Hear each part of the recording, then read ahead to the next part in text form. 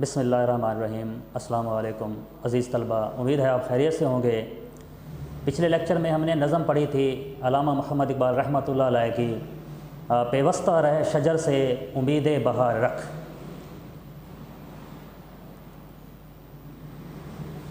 پیوستہ رہ شجر سے امید بہار رکھ۔ عزیز طلبہ، یہ نظم اس کے پہلے 4 شعر کی تشریح ہم نے کر لی تھی۔ آج ہم اگلے 2 شعر کی تشریح کرتے ہیں۔ شاعر اس کے ہیں علامہ محمد اقبال۔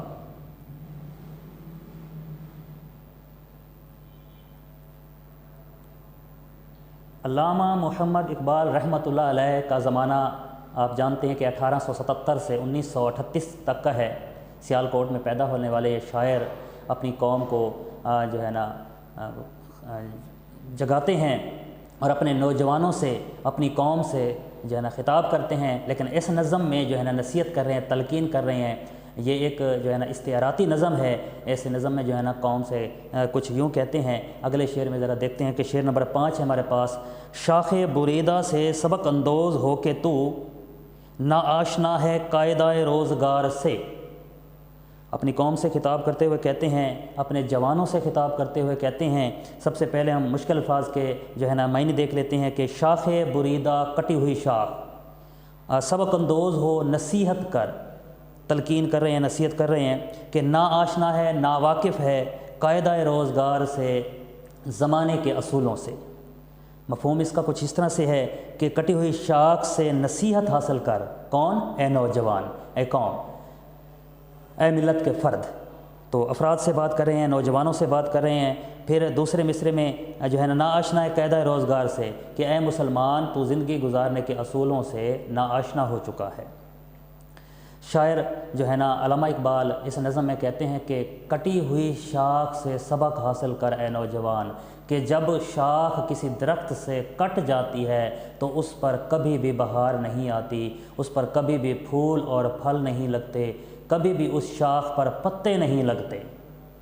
تو یہاں پر شجر سے مراد ملت اسلامیہ لیا گیا ہے، مسلمان قوم لی گئی ہے، ملت لی گئی ہے، جبکہ شاخ کٹی ہوئی، یعنی کہ ایک فرد لیا گیا ہے شاخ، یعنی کہ جو فرد اپنی ملت سے، اپنی قوم سے جب دور ہو جاتا ہے، کٹ جاتا ہے، علیحدہ ہو جاتا ہے، تو وہ کبھی ترقی نہیں کر سکتا، کبھی وہ اپنی منزل نہیں پا سکتا۔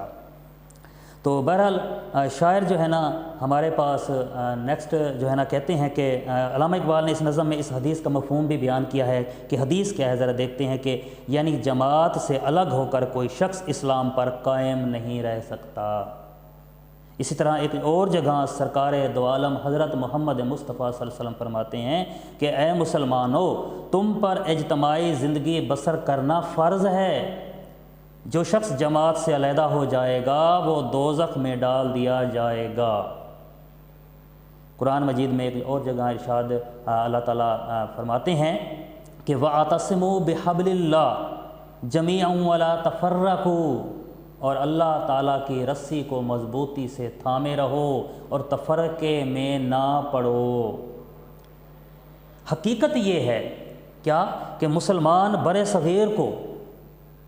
صغیر کے مسلمانوں کو، خصوصاً مسلمانان عالم کو، پوری دنیا کے مسلمانوں کو یہ سبق دیا گیا ہے کہ اگر تم میں اتفاق اور اتحاد باقی نہ رہا تو کفر تمہیں صفحہ ہستی سے مٹانے میں دریغ نہ کرے گا۔ کفر کی تمام طاقتیں اسلام کے مقابلے میں ایک ہیں، مسلمانوں کو بھی ایک ہو کر باطل سے نبرد آزما ہونا چاہیے۔ بہرحال عزیز طلبہ، ہم اگلے شعر کی طرف آتے ہیں۔ اگلے شعر میں شاعر کہتے ہیں، ڈاکٹر علامہ محمد اقبال رحمۃ اللہ علیہ اپنی قوم کے نوجوانوں سے مخاطب ہو کر کہتے ہیں کہ ملت کے ساتھ رابطہ استوار رکھ، پیوستہ رہ شجر سے امید بہار رکھ۔ مطلب یہ ہے کہ مشکل الفاظ کے معنی پہلے دیکھ لیتے ہیں کہ ملت قوم کے ساتھ رابطہ، تعلق استوار رکھ، جڑا رکھ، قائم رکھ، پیوستہ رہے، جڑا رہے، شجر سے، درخت سے، اور امید بہار رکھ، بہار کی امید رکھ، آس رکھ۔ تو اس کا مفہوم کچھ طرح ہے کہ ایک قوم کے ساتھ ہمیشہ مسلسل تعلق بنائے رکھ۔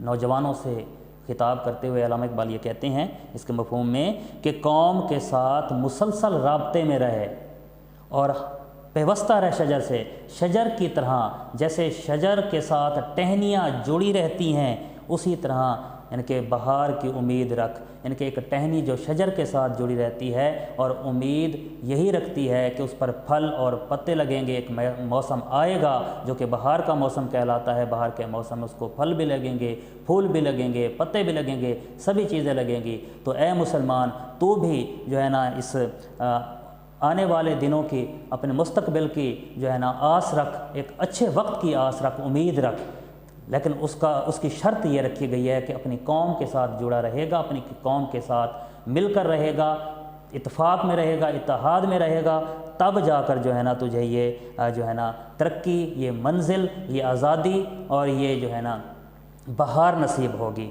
پھر علامہ اقبال مزید جو ہے نا اس میں کہتے ہیں کہ یہ ایک علامتی نظم ہے۔ میں نے آپ کو پہلے بھی بتایا بیٹے کہ اقبال نے شجر کو ایک علامت کے طور پر استعمال کیا ہے۔ دوسرے الفاظ میں شجر امت مسلمہ کے اتحاد، اتفاق، یکجہتی اور اجتماعیت کی علامت ہے۔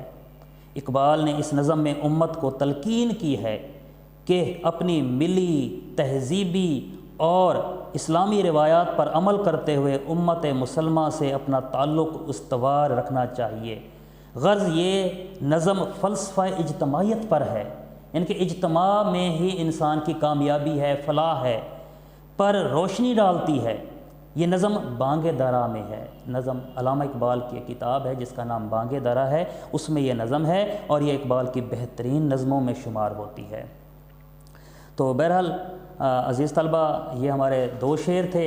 آگے ہم اس نظم کا خلاصہ ذرا دیکھتے ہیں۔ آپ کے سامنے کتاب ہونی چاہیے اور کتاب کے شعروں کو ذرا باغور دیکھیں اور اس کا ہم خلاصہ کرنے کی کوشش کرتے ہیں۔ خلاصے میں علامہ اقبال کہتے ہیں، دیکھیں پہلا شعر ہمیں کہ ہمارے پاس ہے کہ ڈالی گئی جو فصل خزاں میں شجر سے ٹوٹ، ممکن نہیں ہری ہو صاحب بہار سے۔ مطلب یہ ہے کہ جس طرح کوئی شاخ درخت سے کٹ جائے تو وہ دوبارہ ہری نہیں ہو سکتی۔ اب میں پورا خلاصہ پڑھوں گا کیونکہ نظم کے شعر آپ کے سامنے موجود ہیں اور خلاصہ جو ہے نا شعروں کا مفہوم ہی ہوتا ہے، اپنے آپ نے جو ہے نا شاعر کے خیالات اپنے الفاظ میں لکھنے ہوتے ہیں۔ تو ہم ذرا دیکھتے ہیں۔ شاعر کہتے ہیں کہ جس طرح کوئی شخص درخت سے کٹ جائے تو وہ دوبارہ ہری نہیں ہو سکتی، اس پر ہمیشہ کے لیے خزاں چھا جاتی ہے اور کبھی بھی برگ و بار سے نہیں بھرتی۔ تیرے گلستان میں خزاں کیسے آ گئی، کیوں تیرا دامن پھول کے زردانوں سے خالی ہو گیا۔ پھر اگلے شعروں میں کہتے ہیں کہ تیرے پرندے تیرے اندر چھپ کر اللہ کی حمد و ثنا کیوں نہیں پیش کرتے، تو کٹی ہوئی شاخ سے سبق کیوں حاصل نہیں کرتا، تجھے اپنے شجر کے ساتھ جڑے رہنا ہوگا اور دل کو امید بہار سے بھرپور رکھنا ہوگا۔ تو عزیز طلبہ، آج کا ہمارا لیکچر یہیں پر اختتام ہوتا ہے۔ انشاءاللہ اگلے لیکچر میں پھر ملاقات ہوگی، تب تک کے لیے اللہ حافظ۔